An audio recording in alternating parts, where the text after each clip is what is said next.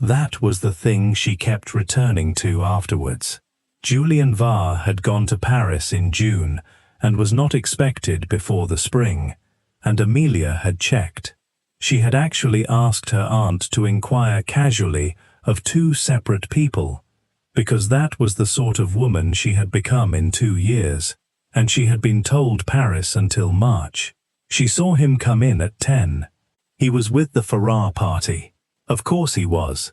He was to marry Miss Georgiana Farrar in April, and there was £40,000 in it, and everybody said, "What a charming match." And he came through the far door of the long gallery, laughing at something with his head turned, and in about 6 seconds he would turn it back and be looking directly at her. Amelia's body decided before her mind did. She had a wall behind her, a pillar to her left, and the Farrars filling the door in front. There was nowhere to go and no time to go there, and the only object in the world between her and Julian Varr's eyes was the back of a man in a dark blue coat standing 4 feet away. She took 2 steps and put her arms around him. She got her face into his shoulder and her hands into the wool of his coat, and she held on the way a person holds on to a spar in water, and she felt him go absolutely rigid under her hands. He did not push her away. She thought about that a great deal afterwards too. 4 seconds, perhaps 5, she heard Julian's laugh go past her. That laugh, the one she had once found delightful and now heard in her sleep, and she heard it move on down the gallery and not stop. Then she became aware that the room had changed, not gone silent, worse than silent. It had gone quiet, the particular quiet of a great many people, all deciding at once not to say anything yet. Amelia lifted her head. The man she was holding was perhaps 30, dark, and had a face she did not know at all, and was quite certain she would have remembered. He was looking down at her, with an expression she could not read. Not outrage, which she had braced for, and not amusement either, something more careful than either. "Madam," he said quietly, "you are going to want to let go of my coat." She let go of his coat. "I am so sorry." "I am." That was. She heard herself and stopped. There was no end to that sentence. That did not make it worse, he agreed. Behind him, 40 feet away, somebody laughed, and then several people did. "I'll go," Amelia said. "I'll go now." "You will not," said the man, "because you will not get to the door, and if you run out of this room, the story that goes home in every carriage tonight is that you ran." He put one hand very lightly under her elbow and turned so that they were both facing outward into the gallery. "Stand there, look bored, say something to me, and laugh at it, and for God's sake, make it look easy." Amelia, who had spent 2 years being told she could not do easy, said, "I don't think I can." "Then say something true, and let me laugh at it." "You are the only man in London who has not heard about me," Amelia said, "and that will last about 11 more minutes." He laughed. It sounded entirely genuine, and she suspected it was not. "Good," he said. "Now walk with me to the window slowly, and take my arm as though you have done it 100 times before." They stood at the window for 4 minutes and made conversation that neither of them afterwards remembered a word of, and the room went back to its noise. By the time the music started again, the whole thing had been folded into the evening as a curiosity rather than a scandal. Then he said, "There is a card room through that door, which is empty because the tables have not been set. Go into it. I will follow in 3 minutes." "Sir, please," she said. "I am not going to do anything to you," he replied. "I am going to tell you something, and you would much rather hear it from me tonight than from somebody else on Thursday." The card room was dark and smelled of wax. He came in 3 minutes later, exactly, and left the door standing open a foot, which she noticed and was obscurely grateful for. "I ought to begin," he said, "by telling you my name, because you plainly don't know it, and everyone else in that gallery does. I am Ravensmere." Amelia's stomach dropped out of her. The Duke of Ravensmere. I hugged the Duke of Ravensmere. "You did," he agreed. "In front of the Renshaws, the Ferrars, Lady Bassett, who writes 11 letters a day, and my great-aunt Margaret, who is deaf, and consequently very loud." Amelia put both hands over her face. "I want to be clear that I am not angry," he said. "I want to establish that, first, because what I am about to say will sound as though I am. Say it." "There is a hearing on the 11th of February, said the Duke of Ravensmere, "in which I am attempting to keep guardianship of my brother's daughter. She is 9. My sister-in-law's family have applied to have her removed from my care, and their entire case, the whole of it, there is nothing else in it, is that a bachelor of 31 is an unsuitable person to raise a girl, and that my household is not a proper one." Amelia took her hands away from her face very slowly. "Oh God," she said. "Yes. Oh God, I'm sorry. I didn't. I had no idea." "I know you didn't." He was leaning against the card table with his arms folded, quite calm. "Nobody in that gallery is going to say the Duke was ambushed by a stranger. They are going to say that an unmarried woman put her arms around me in public, and that I did not remove her, which is what happened. And by Thursday, Colonel Farrar's solicitor will have it, because the Farrars are my sister-in-law's cousins, and they were standing 11 feet away." The room was very cold. "What can I do?" Amelia said. "Tell me, and I'll do it. I'll write to them. I'll write to the court. I'll swear whatever you like. I'll say I was taken ill. I'll say anything at all. An affidavit from the woman herself is worth precisely nothing, and it makes it a matter of record besides." He shook his head. "No, there are 2 ways out of a thing like this, and I have been standing in that gallery for 4 minutes, going through both of them." "What's the first?" "I disown it entirely. I say you are a stranger to me, that your conduct was extraordinary, and that I was as astonished as anybody," he said flatly. "That answers the guardianship. It is very likely enough on its own to end their case. And what happens to me?" "You are finished," said the Duke of Ravensmere. "Completely and immediately. A woman who does that to a stranger and is publicly repudiated by him does not recover, and I would guess, from the way you were standing when I found you at my shoulder, that you have already got very little left to lose, which means it would not cost you a great deal to lose the rest. And that is the most contemptible sentence I have ever spoken aloud, and I would like you to know I heard myself say it." Amelia found that she was gripping the back of a chair. "What's the second way?" He did not answer at once. "The second way," he said, "is that it was not extraordinary at all. That it was a private thing, done carelessly in public, by a woman who had every right to do it, because we are engaged, and have been these 6 weeks, and have been waiting on her family's leave to say so." The clock in the corner went on with what it was doing. "You don't know my name," Amelia said. "No, you don't know one single thing about me. You don't know what's already said about me, and there is a great deal, and every word of it will come out inside a fortnight, and it is not the kind of thing that helps a man keep a 9-year-old girl." "I know," said the Duke of Ravensmere. "Then why in God's name would you—" "Because I have just stood in a card room," he said, "and heard myself work out quite coolly, and in about 90 seconds, that the cheapest way to keep my niece is to destroy a woman I have never met." He straightened up off the table, "and I found I could do it.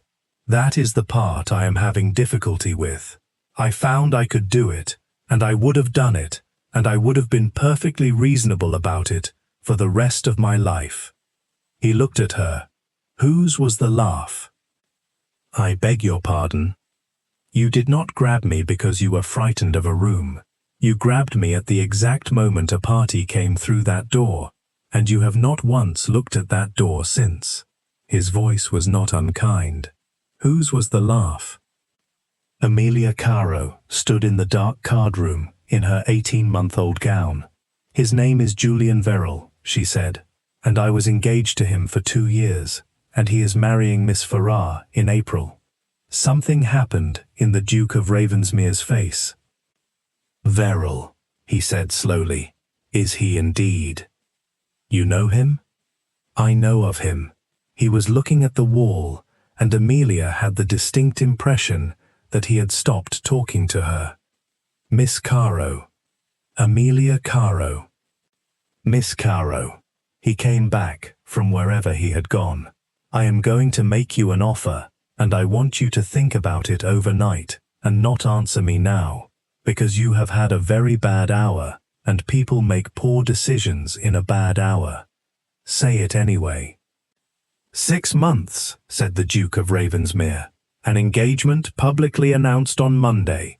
It carries me past the 11th of February, and it puts you back in every drawing room in London on my arm.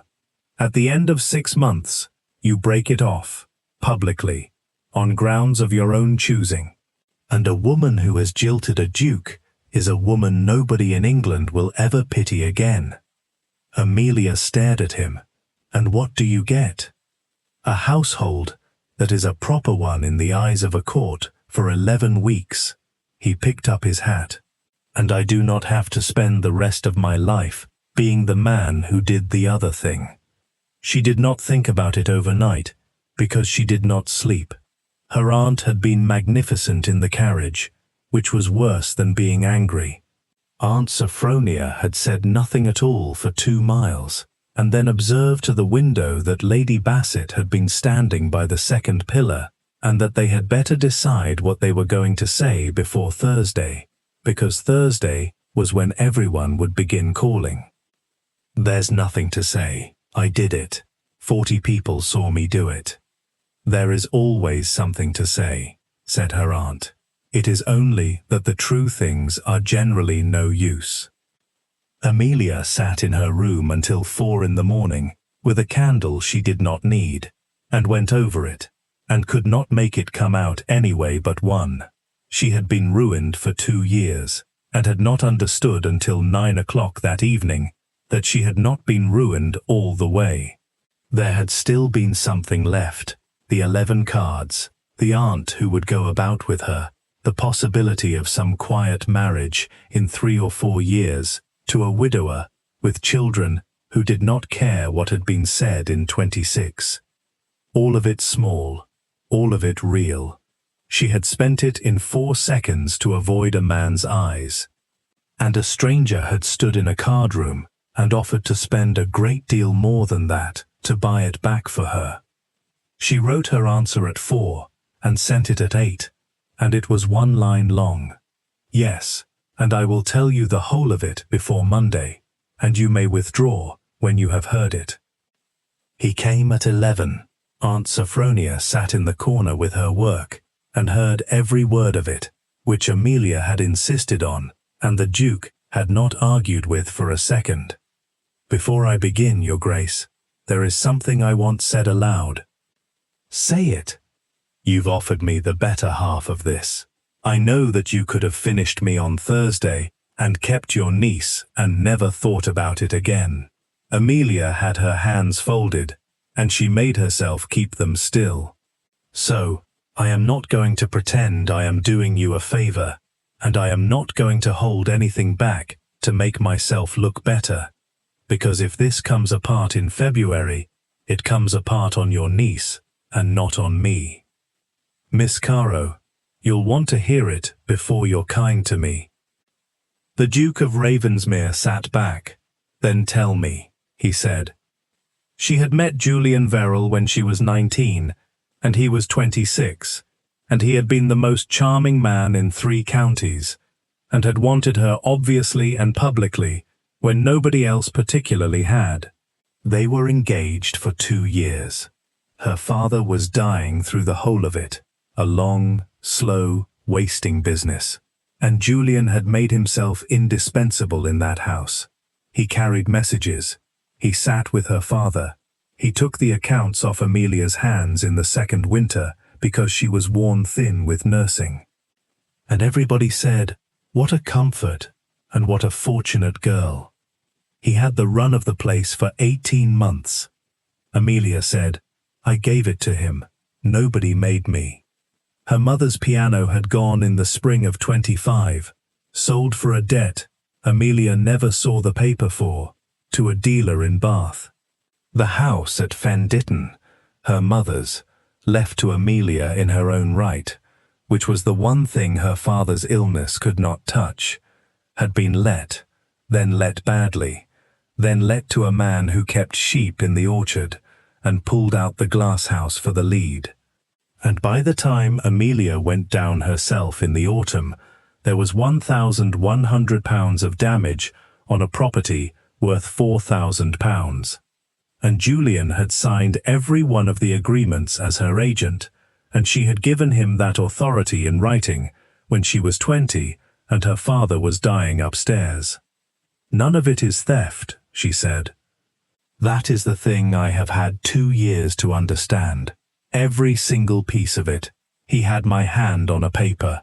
There is no crime anywhere in it. There is just a girl of 20 signing whatever was put in front of her because the man holding the pen was the only person in the house who was not dying." The Duke of Ravensmere did not say anything. "Then there's my mother's jewellery," Amelia said. Aunt Sophronia's needle stopped. It was not much. It was a garnet set, a pair of pearl drops, and a locket. It was not worth £200 altogether, and it was all I had of her. Amelia's voice had gone very level. He said he would have the settings cleaned. That was in the January. In the March, I saw the garnets at the theatre on a woman named Kitty Vane, in a box directly opposite ours.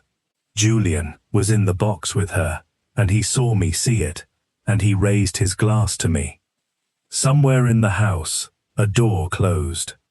And that, Amelia said, was the point of it.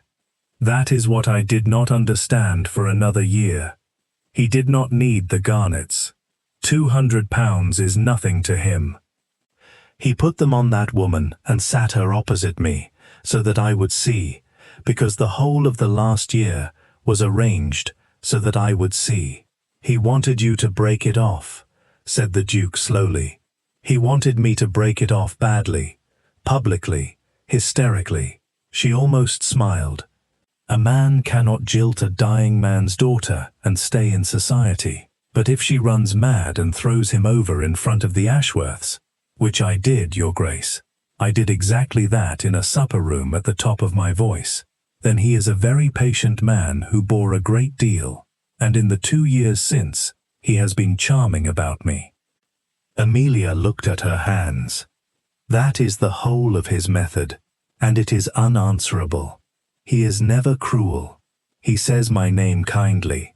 He says that poor Miss Caro was always highly strung, that he blames himself, and that he ought to have seen how it was with her. He said in a room in June that he had never been able to reach me, that I was the coldest woman he ever knew, and that it was nobody's fault. She looked up. There are 11 people in London who will tell you that Julian Verrill behaved beautifully and has never said one hard word about me. All 11 of them believe I am cold and mad, and that a man who tried for 2 years could not warm me. The Duke of Ravensmere sat perfectly still for a long moment. Miss Caro, he said, did you understand what you were doing last night when you turned round? I don't follow. You put your arms around a stranger in front of 40 people. In front of him. He leaned forward. You handed a man whose entire method is that you are cold and unreachable. The one story that proves it. He has been building the ground under that for 2 years, and you walked out onto it, and you did it on purpose to avoid his eye. Amelia found she could not answer for a moment. Yes, she said at last. I have been sitting up all night with that. Then hear the rest of it, said the Duke of Ravensmere, because you are going to be told in about a fortnight, and I would rather it were me. He will not attack you.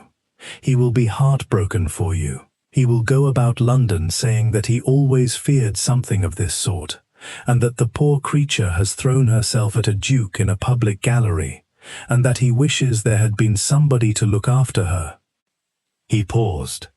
And when the engagement is announced on Monday, he will say kindly, sadly to everybody, that he only hopes his Grace knows what he is taking on. Yes, Amelia said. That's exactly what he'll say. Then let him, said the Duke, and let him do it for 5 months, while nothing whatever happens to prove it.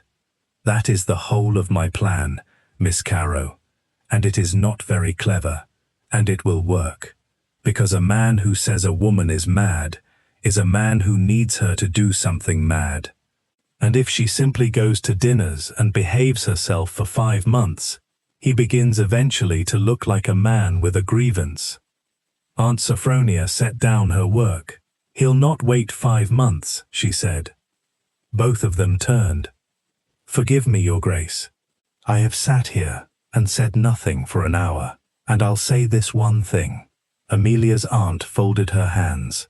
That man is to marry Georgiana Farrar in April, and the Farrars are your sister-in-law's cousins, and there is a hearing on the 11th of February about a child. He is not a bystander in your business. He is inside it. She looked at the Duke, and the day that engagement is announced, he will understand that my niece is about to be respectable again, standing next to a duke, and in a position to be believed for the first time in 2 years. What do you suppose a man like that does then? Nobody said anything. He moves first, said Aunt Sophronia. That is what he does. He has done nothing else his whole life. The Duke of Ravensmere looked at the old woman for a long moment. Ma'am, he said, would you be very much offended if I asked you to come and live in Grosvenor Square for 6 months? The announcement went into the papers on Monday, the 11th of November. Amelia read it at breakfast and felt nothing at all, which she supposed was shock. By Wednesday, there were 19 cards on the hall table. By Friday, there were 41, and 2 of them were from women who had crossed a street in Bath in 26 to avoid speaking to her. Amelia stood looking at those 2 for rather a long time, then put them at the bottom of the pile and did not answer them. On the Saturday, she was taken to Grosvenor Square to meet Beatrice. The Duke's niece was 9, small, and had her hair scraped back too tight by somebody who did not know how. She came into the drawing room and looked at Amelia with the flat, assessing, entirely unfooled stare of a child who has recently lost both parents and is waiting to find out what this one wants. Are you going to be my aunt, Bea? It's all right, Amelia said. She sat down so that she was not standing over her. I am going to be engaged to your uncle for 6 months, and then I am going to break it off, and everyone will be very cross with me, and nobody will be cross with him. It is a bargain we made. He is doing it so that a court will let him keep you, and I am doing it because I did something foolish at a party, and he was kind about it. Behind her, the Duke of Ravensmere made a sound. Beatrice thought about this for a while. Nobody's told me anything true since June, she said. I know, they think it's kinder. It isn't. No, Amelia agreed. It isn't. The child came and sat down on the sofa, not next to her, but 3 feet off, which Amelia understood perfectly. Will you still come after the 6 months?" And Amelia Caro, who had made a bargain in a dark card room with an exit date written into it, opened her mouth to say something sensible and found that she could not. "Yes," she said. The plan was to be boring, and for 9 weeks they were extremely good at it. They went to dinners. They went to 2 concerts and 1 dreadful evening of amateur theatricals at Lady Bassett's, where Amelia sat through 4 hours of it with her hands folded, and afterwards said one polite thing about the scenery that got repeated approvingly for a fortnight. They were never alone in a room.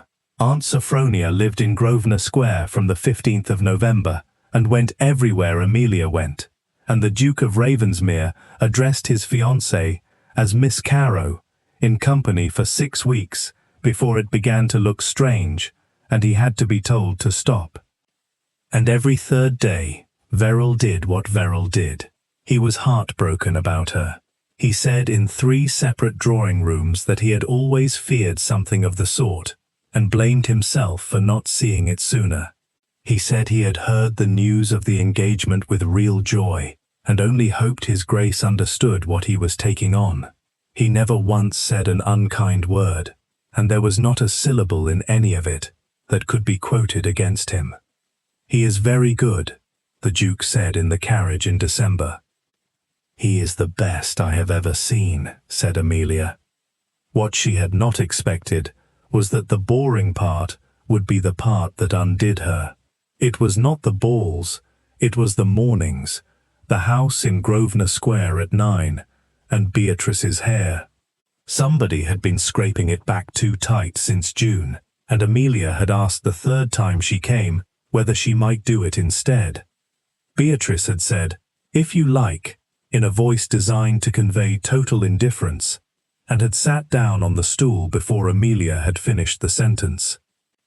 After that, it was every morning she came, which by January was 5 mornings a week. She learned the household by accident, the way she had learned every household she had ever been in. There were 3 footmen doing the work of 5. There was a cook who had been ordering for 12 since the old Duke's day. There was a governess, Miss Pike, who was excellent and terrified, and had been given no authority whatsoever, and Amelia found her crying in a passage in December because Beatrice had told her she was not her mother. "She says it to everyone," Amelia said. "She said it to me in November." "What did you say?" I said, "No, I'm not, and I'm not going to pretend to be. And would you like your hair done?" Amelia gave her the handkerchief. "Miss Pike, she is 9, and everybody in this house is being so careful with her that she cannot find one solid thing to push against. Be less careful. She'll like you better for it." She told the Duke about it that evening because she thought he ought to know, and he heard her out and then sat looking at the fire for a while. "I have been careful with her for 7 months, he said. "You have been frightened of her for 7 months. It's not the same thing, but it looks identical from the outside." "Miss Caro," said the Duke of Ravensmere, "do you know that you are the only person in England who talks to me like that?" "Yes," said Amelia. "It's because I'm leaving in June." She meant it as a joke. It came out wrong, and it sat in the room, and neither of them picked it up. He was not what she had built either. She had assumed in November that she was dealing with a cold man doing a decent thing at cost. That lasted about a month. What he actually was, she worked out somewhere around Christmas. A man who had inherited a title at 28 because his elder brother went into a canal at Ghent, and a 9-year-old at 31 because his sister-in-law had died of the same fever 11 months later, and who had responded to both by becoming extremely quiet and extremely correct, and never once asking anybody for anything. He read to Beatrice at night, badly doing the voices, and Amelia stood outside the door one evening in January and listened to a duke doing a pirate for 4 minutes. On the 8th of January, he said over the estate papers, "I have been thinking about Fen Ditton. There is £1,100 of damage on a house worth £4,000. It would cost £900 to put right, and it would let for £120 a year." He did not look up. "I have the money. You would be independent in 8 years." "No, Your Grace."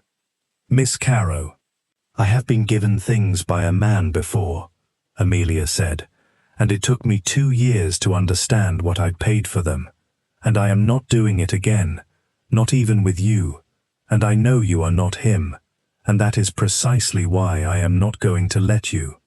She put her hand flat on the table. "Lend it to me. Draw up a paper, interest at 4, and a term and a schedule, and if I default, you take the house. That is an absurd way to treat a friend." "It's the only way I know how to be one," said Amelia. He drew the paper. She signed it on the 11th, and Aunt Sophronia witnessed it, and Amelia went upstairs afterwards and was quietly sick and could not have explained to anybody why. Verrill moved on the 20th of January, and he did it perfectly. It came through Mr. Sedley, the Duke's solicitor, who arrived in Grosvenor Square before breakfast, with a face like a wet Sunday. "They have amended their petition." "On what ground?" "On the ground of the proposed marriage." Sedley put the papers down. "They do not attack you, Your Grace. They have been very careful about that. They say, and I am summarizing 11 pages, that His Grace's household is shortly to include a lady whose fitness to have the care of a young girl is a matter of public question, and they have particularized." Amelia, standing by the window, said, "Particularized. There are 4 instances, Miss Caro, and I am sorry." He read them out.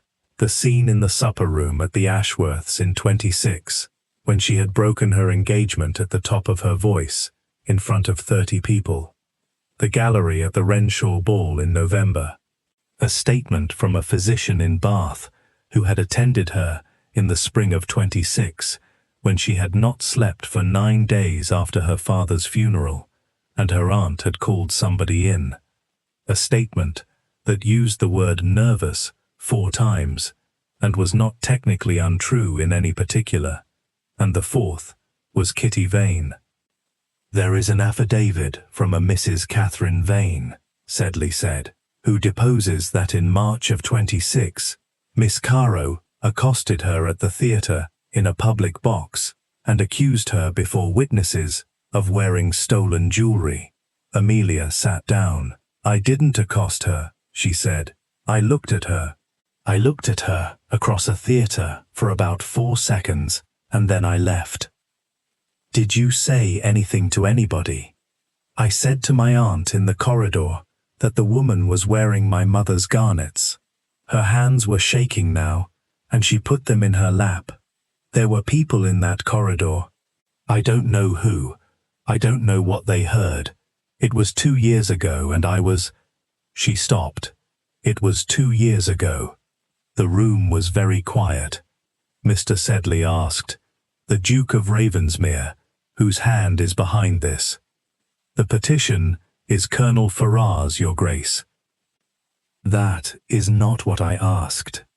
Sedley hesitated. "It is not a thing I can put in a document." "Put it in the air." Then, the physician's statement was obtained by a Bath attorney who has never acted for the Farrars in his life, and who has acted 11 times for the Verrill family.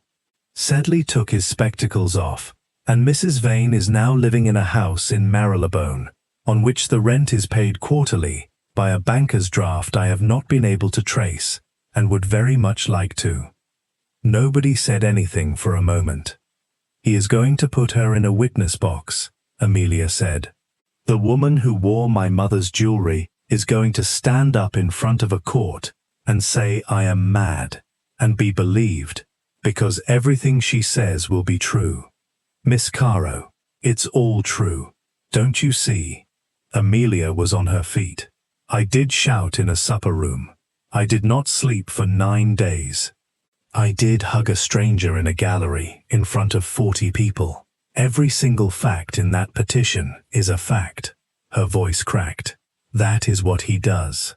He has never told a lie about me in his life. He simply arranges it so that the true things are the ones that finish you. Then we make him tell one, said the Duke of Ravensmere. Amelia turned round. He has been careful for 2 years, he said, and careful men are only careful about the things they think of. Mr. Sedley, how long has Mrs. Vane been in that house? The lease was taken in the spring of 26, Your Grace. Before or after March? Sedley looked at his papers. The 17th of February, 26. The Duke of Ravensmere sat forward very slowly. Miss Carow, he said, when did Verrill take your mother's jewellery to be cleaned? Amelia stood in the middle of the room with her heart going. January, she said. The 2nd week of January, 26. And he was engaged to you until the March, yes. So in the January, he takes a dying man's daughter's jewellery on a promise. In the February, he signs a lease on a house in Marylebone for another woman. In the March, that woman wears the jewellery in a public theatre directly opposite his fiancée. The Duke was already standing. Sedley, I want the lease. I want the name on it, and the name of whoever paid the deposit. And I want to know who witnessed the signature. And I would like to know today whether a dealer in Bath bought a piano in the spring of 25, and from whom, and on whose authority. Your Grace, none of that is a crime. No, said the Duke of Ravensmere. It is a diary, and he has spent 2 years telling England that this woman is mad, which means every single date in it is a date on which he was doing something he would very much rather nobody laid beside another. He stopped at the door. The hearing is on the 11th of February. That is 22 days. Miss Carow, I am going to ask you something, and you may refuse it. Ask? I need you to go and see Kitty Vane. The house in Marylebone was smaller than Amelia had expected, and there were snowdrops in a pot by the step, and it took her 4 minutes to make herself knock.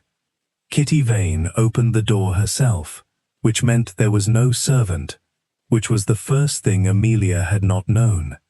She was perhaps 30, and had been very beautiful, and still nearly was. She went white when she saw who was standing on her step, and got the door half shut before Amelia said, I haven't come to shout at you. You've come with a lawyer. I've come with my aunt, and she's in the carriage, and she'll stay there if you'd rather. Amelia's hands were shaking inside her gloves, and she let them. Mrs. Vane, I've been 2 years being told I am a madwoman who accosted you in a theatre. You were there. You know what happened. I looked at you for 4 seconds, and then I left the box. Kitty Vane stood in the doorway for a long moment. You'd better come in, she said. It's cold. The parlour had good furniture in it, and no fire, and Amelia noticed that too. I'm to be turned out in April, Kitty said, without being asked. She sat down opposite. He's to be married. He told me in October, the rent's paid to Lady Day, and after that I may do as I please. And I have a boy of 11 at school in Highgate, that's paid to the summer and not past it. I'm sorry. Don't. It came out sharp. Don't you be sorry for me, that's. No, you don't get to do that. All right. They sat. He came in November, Kitty said at last, with a paper for me to sign about the theatre, and I said, that isn't what happened, and he said. She stopped and started again.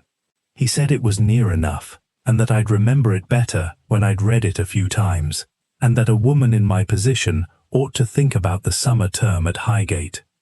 Amelia sat very still. I signed it, said Kitty Vane. "I want that said plain, because I'll not have you thinking I was brave. I signed it in November, and I've read it 11 times since, and I've begun to remember it his way, exactly as he said I would, and that frightens me worse than the rent does." "Mrs. Vane," Amelia's voice came out steadier than she felt, "I have to ask you about the garnets." Kitty looked at the empty grate. "He gave me a garnet set in the March of 26 and said they were his mother's. They were mine. I know that now. I knew it about 4 seconds after you looked at me."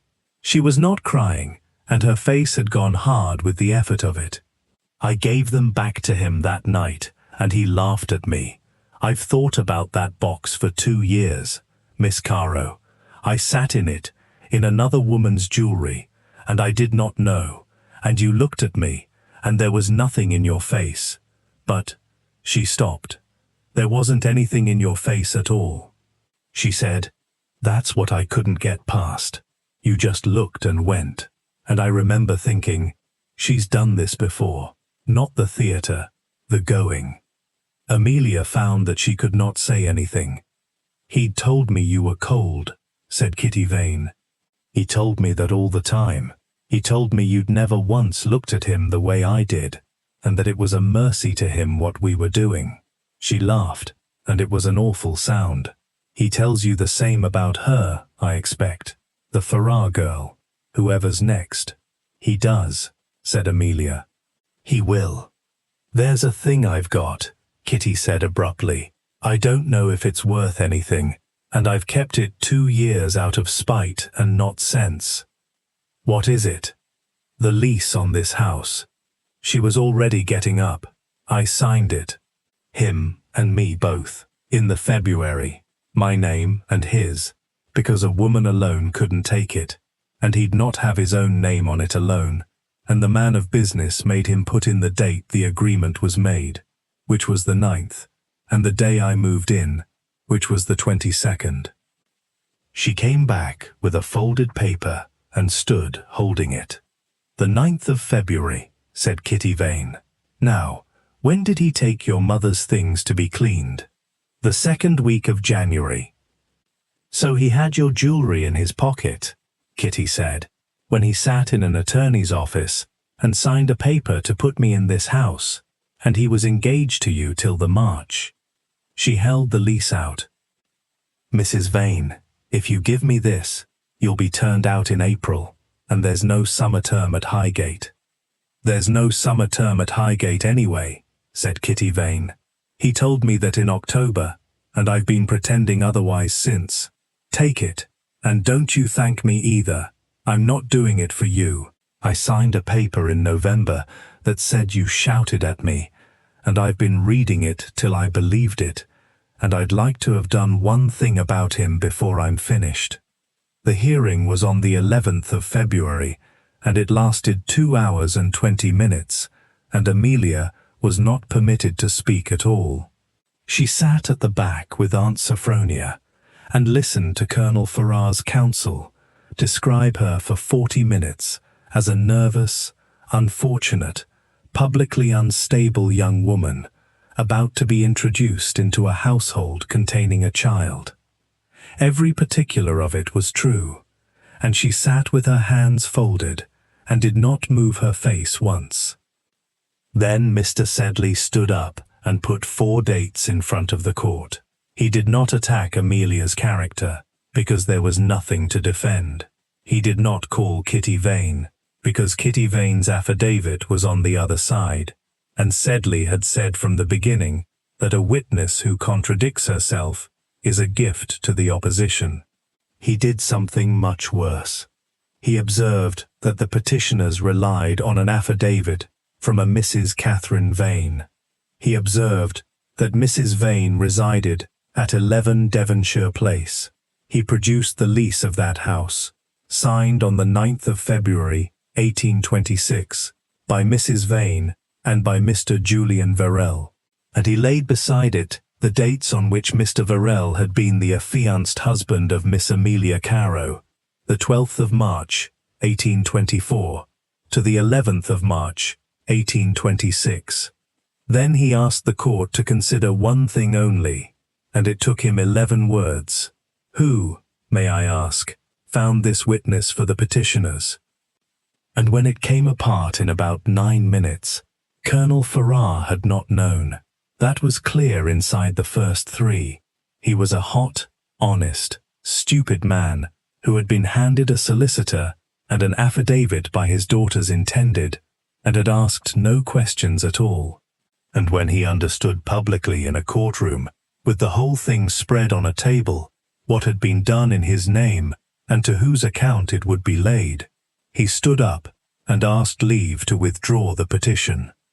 Guardianship of Beatrice Ravensmere was confirmed to her uncle on the 11th of February, 1828. Georgiana Farrar's engagement was ended by her father within a week. Nobody ever accused Julian Varell of anything at all. There was nothing to accuse him of. There never had been. But a courtroom had heard the dates read out in order, and 11 people repeated them.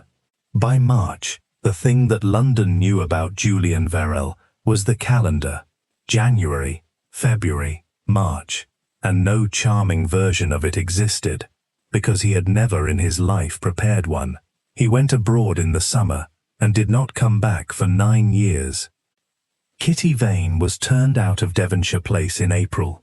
Amelia went to Highgate in the last week of March and paid the summer term, and then the next 4 years of them in her own name, out of £120 a year from a house at Fen Ditton that she was still £900 in debt on. She and Kitty Vane never became friends. They were not built for it, but they wrote at Christmas for 26 years, 4 lines each, and Kitty's boy went to Cambridge and became a very dull and extremely respectable land agent, which his mother regarded as the finest joke God ever played. Amelia broke the engagement on the 4th of June, exactly as agreed. She did it properly. A note to the papers, a fortnight of being seen about town, looking perfectly well, and one dinner at Lady Bassett's, where she said pleasantly and audibly that she and his Grace had found they did not suit. Half of London decided she was the coldest creature in England.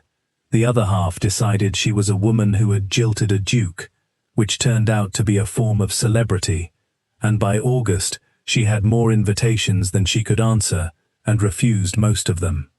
Nobody ever pitied Amelia Carow again as long as she lived.